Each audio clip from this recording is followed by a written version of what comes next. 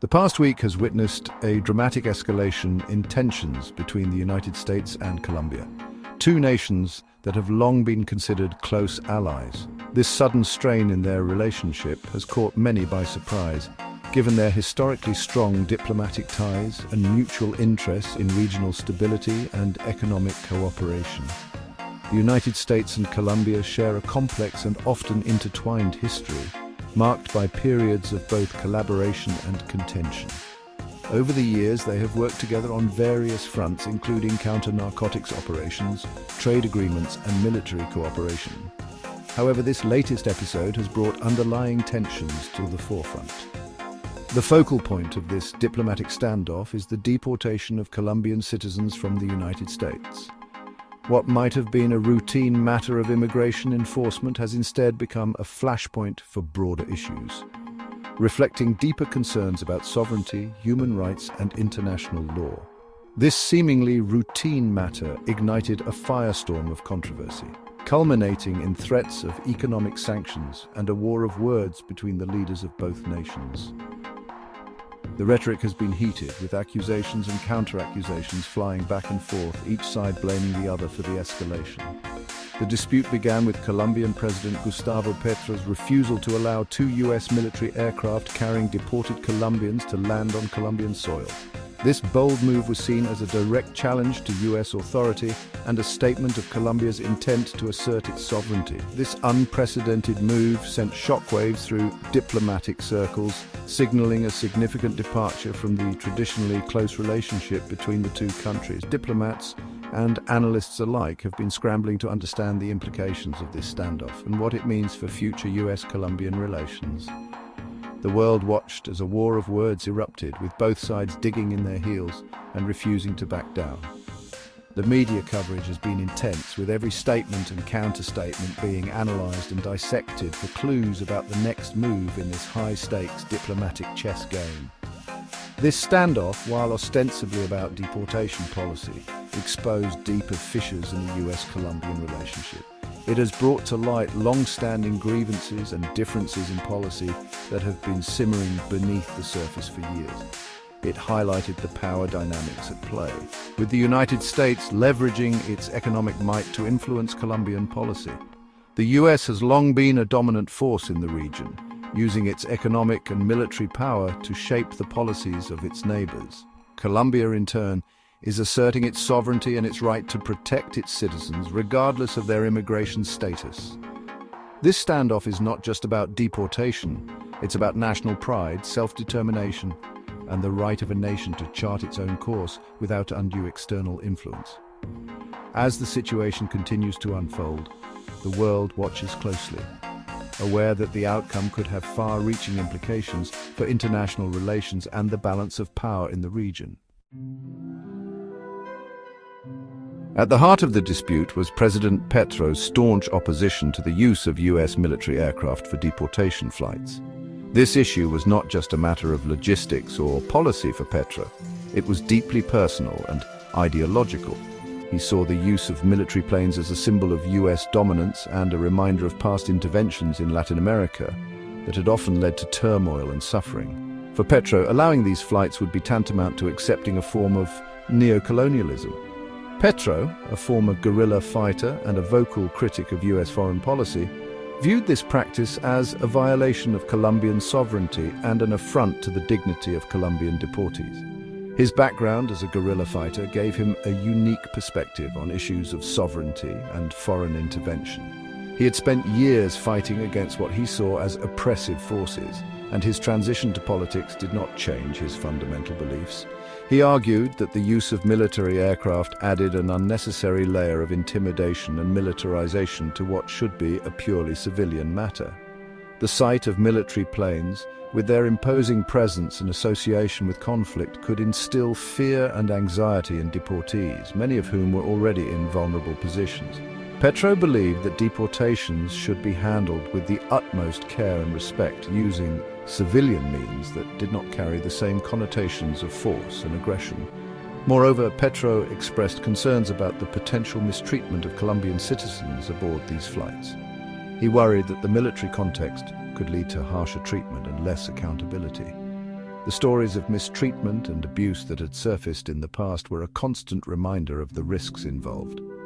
Petro wanted to ensure that his fellow Colombians were treated with dignity and humanity regardless of their legal status or the circumstances of their deportation.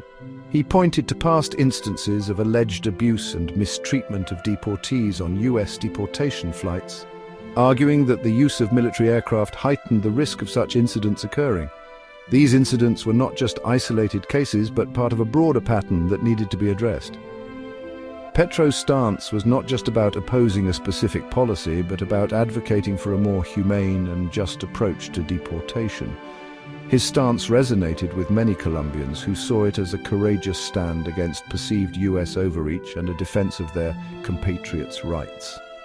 The public support for Petro's position was a testament to the widespread frustration with US policies and the desire for greater national autonomy. Many Colombians felt that their country had been treated as a subordinate partner for too long and that it was time to assert their sovereignty.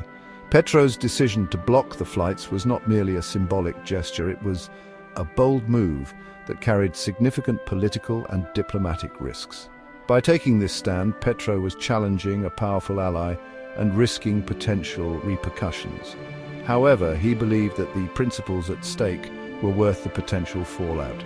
It was a calculated risk aimed at forcing the United States to reconsider its deportation practices and to engage with Colombia on a more equal footing. Petro hoped that by taking a firm stand, he could initiate a dialogue that would lead to more respectful and equitable relations between the two countries. He wanted to show that Colombia was not just a passive recipient of US policies, but an active participant in shaping its own destiny. He knew that his actions would elicit a strong response from the Trump administration, but he was prepared to weather the storm, believing that the principles at stake were worth fighting for. Petro's resolve was rooted in his deep-seated belief in justice and sovereignty. He was willing to face the consequences, confident that his stand would ultimately benefit his country and its people. The Trump administration's response to Petro's defiance was swift and predictable.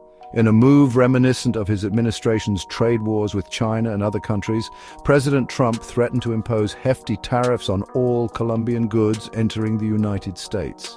This was a tactic he had employed numerous times before, using economic pressure to force other nations into compliance with US demands. These tariffs, ranging from 25% to 50%, targeted key Colombian exports such as coffee, flowers, and textiles. These sectors are not just economically significant, they are the lifeblood of many Colombian communities, providing employment and stability to millions of families. The potential impact on the Colombian economy was enormous. Coffee, flowers, and textiles are among Colombia's top exports, and the imposition of such high tariffs threatened to cripple these industries. Farmers, factory workers and business owners alike braced for the economic fallout. Trump, known for his aggressive negotiating tactics and his penchant for using tariffs as a cudgel in international disputes, framed his actions as a necessary response to Colombia's unfriendly and unfair treatment of the United States.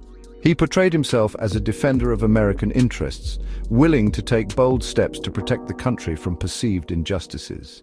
He accused Colombia of shirking its responsibility to accept its own citizens and of undermining US efforts to enforce its immigration laws. This rhetoric was familiar, echoing his broader immigration policies and his frequent claims that other countries were taking advantage of the United States. Beyond tariffs, Trump threatened a range of other punitive measures, including travel bans on Colombian officials. This was a clear signal that the administration was willing to escalate the situation further if Colombia did not comply with US demands. Visa revocations for Colombians residing in the United States were also on the table, adding another layer of pressure. This move threatened to disrupt the lives of many Colombians who had built their lives in the US, creating uncertainty and fear within the community. Additionally, the suspension of aid programs to Colombia was proposed. This aid was crucial for various development projects and humanitarian efforts within the country, and its withdrawal could have severe consequences for vulnerable populations. These threats, delivered with Trump's characteristic bluster and hyperbole, sent shockwaves through Colombia, raising fears of a full-blown trade war and a rupture in US-Colombian relations. The potential for economic and diplomatic fallout was significant, and both nations braced for the uncertain road ahead. Section 4, From Retaliation to Resolution, a Path to Dialogue. In the face of Trump's economic bluster, Petro initially vowed to retaliate with matching tariffs on US goods, setting the stage for a potentially devastating trade war. However, as the economic fallout of such a conflict became increasingly apparent, both sides signaled a willingness to de-escalate the situation and find a negotiated solution.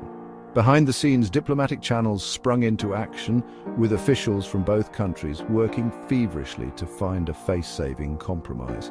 The stakes were high, with billions of dollars in trade hanging in the balance, and the long-standing US-Colombian relationship at risk of irreparable damage. The pressure to find a solution mounted as the economic costs of the standoff became more apparent. Businesses on both sides of the border braced for the worst, with exporters fearing the loss of crucial markets and consumers facing the prospect of higher prices on everyday goods. The threat of a trade war, with its potential to inflict widespread economic pain, proved to be a powerful motivator for both sides to seek a diplomatic resolution. Section 5. Agreement reached, deportations resume, tensions remain. After days of tense negotiations, a breakthrough was achieved. Colombia agreed to resume accepting deported migrants from the United States without limitation or delay, effectively ending the immediate crisis. The agreement, announced by White House Press Secretary Caroline Leavitt, averted the immediate imposition of tariffs and signaled a willingness on both sides to step back from the brink. However, the agreement fell short of a full-fledged reconciliation.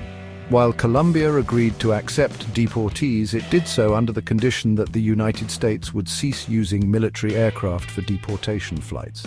This concession, while seemingly minor, represented a symbolic victory for Petro and a recognition of his concerns about the use of military force in civilian matters. The agreement, while restoring a semblance of normalcy to the US-Colombian relationship, did not erase the underlying tensions that had fueled the dispute.